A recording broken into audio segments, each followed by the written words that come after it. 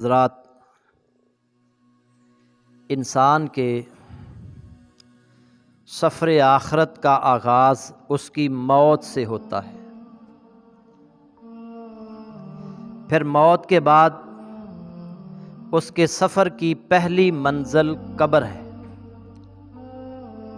جس کے تصور سے ہی مومن کے رونگٹے کھڑے ہو جاتے ہیں۔ سیدنا عثمان بن عفان رضی اللہ تعالی عنہ کے غلام ہانی کا بیان ہے کہ سیدنا عثمان رضی اللہ تعالی عنہ جب قبر پر کھڑے ہوتے تو اتنا زیادہ رویا کرتے تھے کہ داڑھی مبارک آنسوؤں سے تر ہو جاتی تھی۔ ان سے کہا گیا، جب آپ کے سامنے جنت اور دوزخ کا تذکرہ کیا جاتا ہے تو آپ اتنا نہیں روتے، لیکن جب قبر کا ذکر ہوتا ہے تو آپ بہت زیادہ روتے ہیں۔ اس کی وجہ کیا ہے؟ تو سیدنا عثمان رضی اللہ تعالی عنہ نے جواب دیا کہ میں نے رسول اللہ صلی اللہ علیہ وآلہ وسلم کو فرماتے ہوئے سنا تھا، ان القبر اول منازل آخرہ، بے شک قبر جو ہے آخرت کی منزلوں میں سے پہلی منزل ہے۔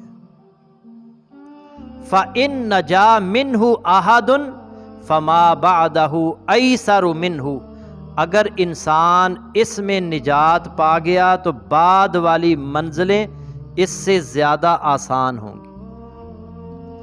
وَإِن لَّمْ يَنْجُ مِنْهُ فَمَا بَعْدَهُ أَشَدُّ مِنْهُ، اور اگر وہ اس میں نجات نہ پا سکا تو بعد میں آنے والی منزلیں اس سے زیادہ سخت ہوں۔ ترمذی اور ابن ماجہ میں یہ حدیث موجود ہے۔ اس لیے حضرات، ہمیں قبر کو یاد رکھنا چاہیے، ہر وقت قبر کی تیاری رکھنی چاہیے۔ حضرت برا رضی اللہ تعالی عنہ کہتے ہیں، ہم ایک جنازے میں رسول اللہ صلی اللہ علیہ وسلم کے ساتھ تھے، آپ قبر کے کنارے پر بیٹھے رو رہے تھے، اور آپ اتنا زیادہ روئے کہ آپ کے نیچے جو مٹی تھی نا وہ تر ہو گئی۔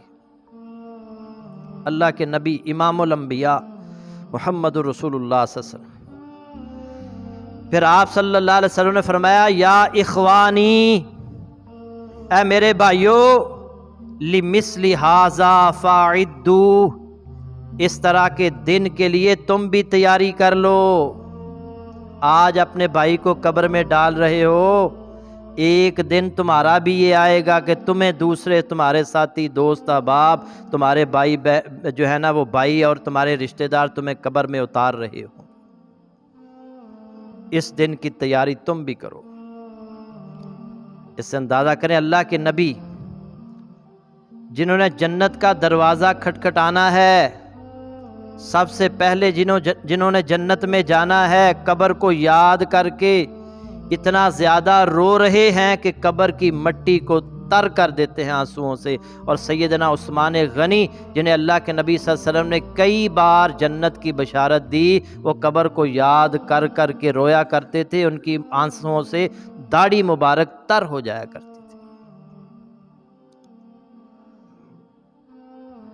اسی لیے اللہ کے نبی صلی اللہ علیہ وسلم نے فرمایا، قبرستان جایا کرو، قبرستان جا کر عبرت، یہ قبر مقام عبرت ہے۔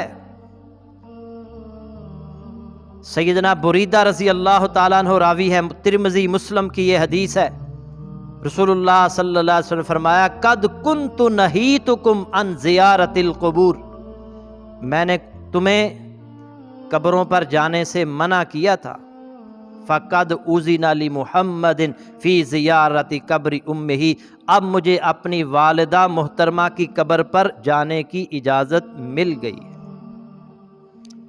فزوروها فانها تذکر الآخرہ، لہٰذا تم بھی قبروں کی زیارت کیا کرو کیونکہ یہ آخرت یاد کرواتی ہیں۔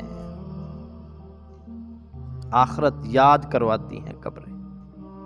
وہاں تصور کریں نا، ہم تو وہاں جاتے ہیں گپیں لگانے کے لیے، دوست کسی کو دفنانے جا رہے ہیں اور وہاں قبر پر کھڑے ہو کر یاد کرنے کی بجائے اپنا وہ وقت کہ جب مجھے بھی قبر میں ڈالا جا رہا ہوگا، میری میت لائی جا رہی ہوگی، اس کا تصور کرنے کی بجائے ہم دوست احباب کے ساتھ گپیں لگا رہے ہوتے ہیں. کوئی سگریٹ پی رہا ہوتا ہے، کوئی کچھ کھا رہا ہوتا ہے.